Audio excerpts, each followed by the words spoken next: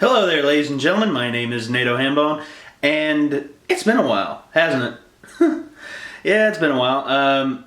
Me and the guys at Great Chaos Entertainment, we've been busy with RobCon and a few other things that are going on. Stay tuned to our site for more, really. Or stay tuned to our Facebook and our YouTube page for more. But for right now, I figured I'd get back on the short review wagon. And with summer coming to an end, sadly, I figured I'd do a little bit of a catch-up. I am going to do a short review double feature.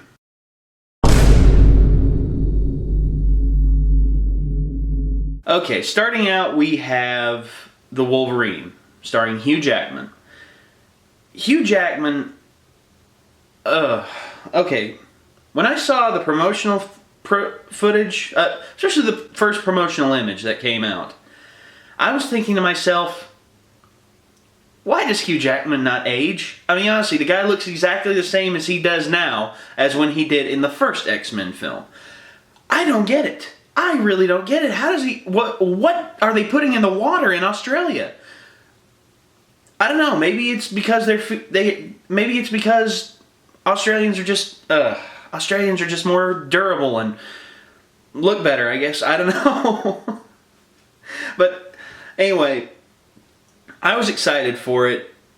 This film went through a lot of pre-production. It went through like 3 different directors. I think Darren Aronofsky was actually attached to direct it at one point. But they wanted to make sure that they did good with this one. They didn't want a repeat of Origins, which a lot of people have stated their disdain for it. X-Men Origins, Wolverine, I was disappointed in. But I didn't want that to truly shape how I would approach this film.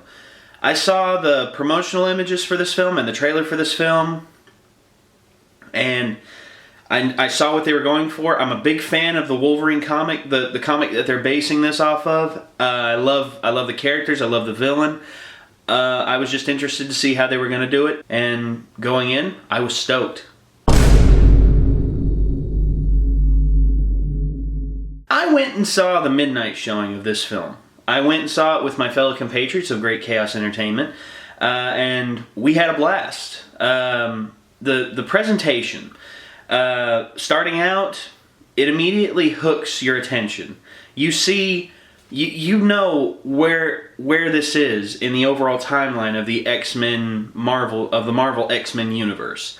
It's set after X-Men 3, and it deals with a lot. It shows Jean Grey, once again played by Famke Janssen, who still looks great, might I say.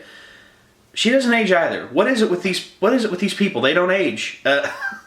But anyway, Wolverine is kind of in a dark place. He's had a lot of bad things happen to him, and needless to say, he's just down and out. He wants to just be forgotten. From the looks of it, he just wants to live in the Canadian wilderness and just rough it. Well, as Logan is trying to pretty much be dead to the world, opportunity comes a-knocking in the form of the fiery red-headed Yukio, played by Ryla Fukushima. And, well, I'll just say this. The backing characters in this film are great. I really like all of them. I love the opening, too. The opening really sets the mood for this film. But anyway, we have, of course, Yukio, played by Ryla Fukushima, and then we also have Tao Okamoto playing Mariko Yashida. Then we have Hiroyuki Sanada playing Shingen Yashida, and then we have Svetlana Kodchenkova playing Viper. Now, this variety of characters is very well done. The actors do a really good job. I especially like Hiroyuki Sanada, who is great as Shingen Yashida. He's got a commanding presence to him, and you feel like this guy is who he is. He is who he says he is. And it takes a good actor to do that. But we get into the action. The action also top notch, really well pulled off, very inventive, very very smart action. And as the story goes on, there are some spots where the story drags a little bit, but not to the point of where you'll be looking at your watch like you were with Origins. That movie felt like it went on forever. This one didn't feel like it went on forever. It instead felt it was at a good pace. Like I said, there's some spots where the story slows down a little bit, but it's not too distracting. But Logan goes up against the Yakuza, and the story, I'm not going to give away too much of the story because it's a really good story. If you've read the comics, you know what it's about. If you haven't seen the film, honestly, check it out. I really hate it whenever something good, such as Wolverine. Case in point, the first film, not so good. The second film is really good. The second film is leaps and bounds above its predecessor in so many ways. And I heard that the box office opening for the Wolverine was way under where Origins was. And I find that insulting because people should embrace this film as a good film. It's a great comic book movie. It's a film. I mean, you got to suspend your disbelief and enjoy yourself. It's a really good film, and I'd suggest this film for anybody. I'd suggest this film. It has its violent moments for younger kids, but overall, it's good PG-13 popcorn fanfare, and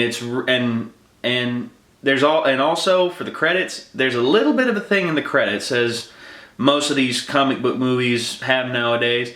There is a little bit of a mid-credits sequence. You must stay for it because your mind will be blown by it. But anyway, that's it for the Wolverine, and now we move on to the Conjuring.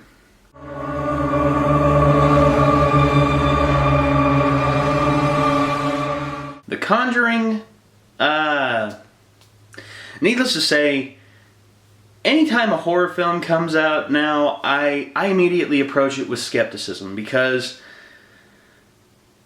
I haven't really seen a good horror film recently. At least within the last few years, I haven't seen one that's just made me just jump out of my skin and make me just feel that suspense and horror that is supposed to come with this genre. You had the Saw series, which honestly, as it went along, devolved more into gore porn, as it was. And then we had Paranormal Activity, which had some really good ideas and had a lot of really creative things to it. And then by the time the fourth one rolled around, the series kind of lost its vigor. Approaching this film, I looked at who was directing it. James Wan. James Wan, who is really a good, talented director. He directed the first Saw film, and he is currently the next in line to direct the new Fast and Furious film, which keeps getting better and better somehow, but hey. James Wan came into this. I liked some of the films that he's done. I liked Insidious. Insidious was pretty good, but it didn't make me jump nearly as much as I thought it was going to. Overall, I'd say it was a good horror film, a good suspense and horror film, but not the best I'd seen. So coming in, I was excited. The promotional trailer for it, the first trailer I saw with the little kid coming out of the closet, and yeah, that scared me.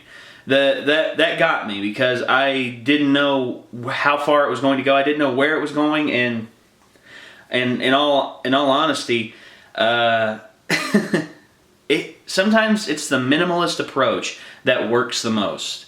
And from how it looked in the trailer, this film looked like it was going to be a good horror film.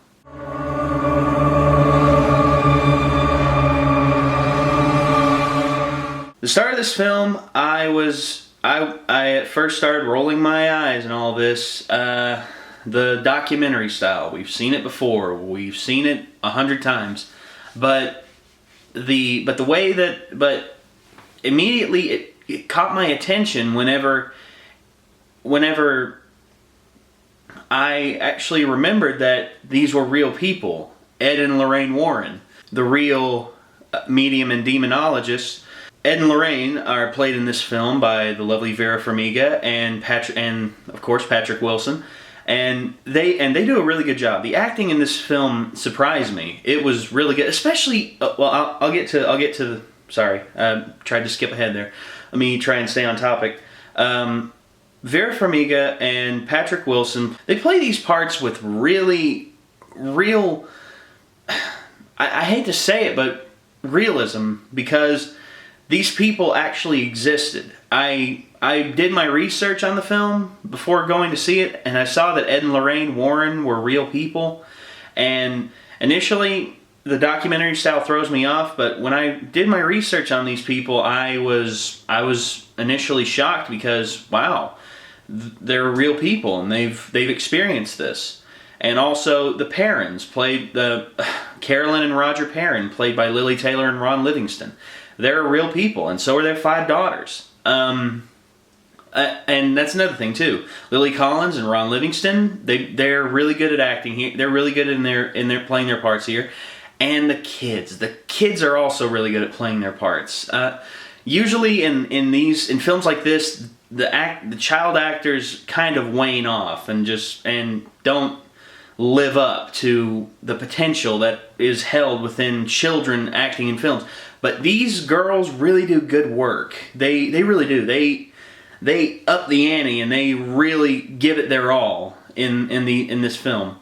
But the presentation of this film, really well pulled off. Really well done by James Wan. Shot in very original fashion. Done with great angles and great shadows and really suspenseful music.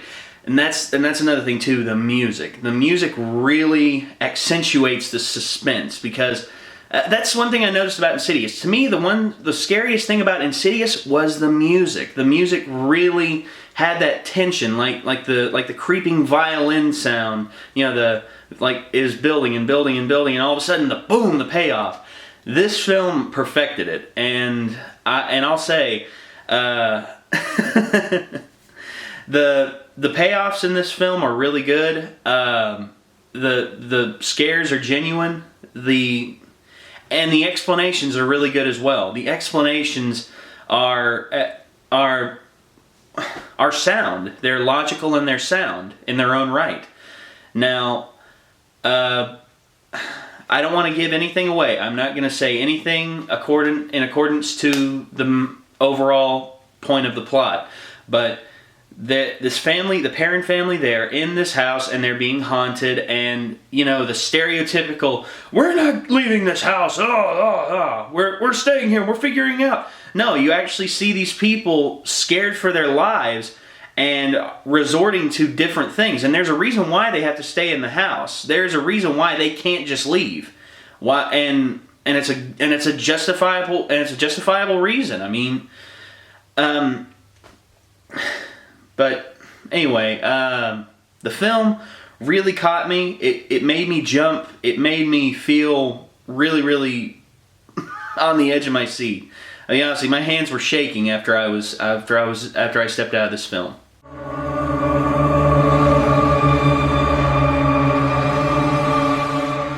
In closing, I'm just going to say that The Conjuring, really well done. Really well pulled off. James Wan, I hope he continues doing suspense and horror films, because he's really good at them. And I hope that he does more work in that after he's done with the Fast and Furious franchise, which I hope he does really good as well. And I'm interested to see what he's gonna do next. But this film, great acting all around, really suspenseful, really well done. I can't really say anything bad about it. I can't recommend this for kids. I really can't.